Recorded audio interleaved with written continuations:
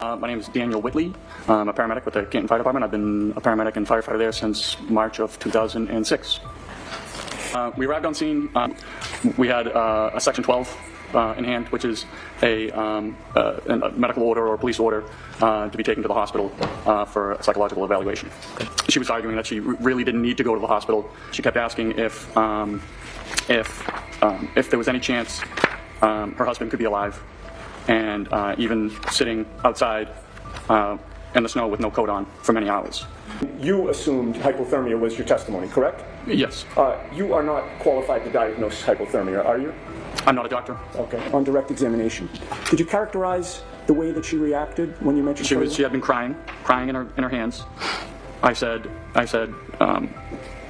you know, it looks like you have a very strong support system. And she picked up her head. She had her face in her hands. She picked up her head out of her hands, looked at me, and said, "Do you know Carrie Roberts?" And I said, "As a matter of fact, I do." And she said, "Anybody who knows Carrie Roberts wouldn't say that about her." Okay. And you've previously described that in testimony last year as her being snarky was the term you used, correct? Correct. You never mentioned to the police during that interview that Karen was snarky in any way, correct? I don't know if I did or I didn't. If you saw that report, would it refresh your memory as to whether or not you mentioned snarkiness? I don't think I mentioned snarkiness that day, no. Oh, all right. Well, do you still live in that neighborhood? I do.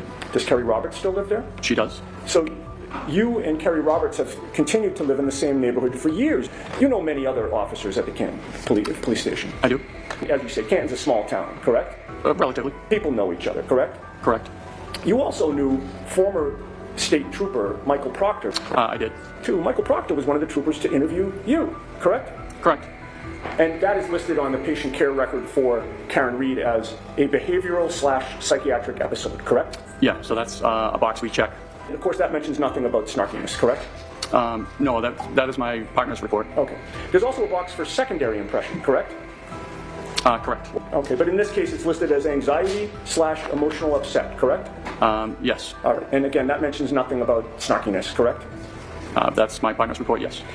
And nowhere in the signs and symptoms box is snarkiness mentioned, correct? No, I don't think that would be medically appropriate. In the patient care record, it's recorded that Karen was found sitting in the front passenger seat of a friend's car, crying and visibly upset but cooperative, right? If that's my partner's words, yes. All right. Nowhere in the patient care record is it listed that she was snarky in any way, correct? Again, that would not be something we would put into a patient care report. And you did not put it in, correct? It was my partner's report, and no, we did not put it in. Okay.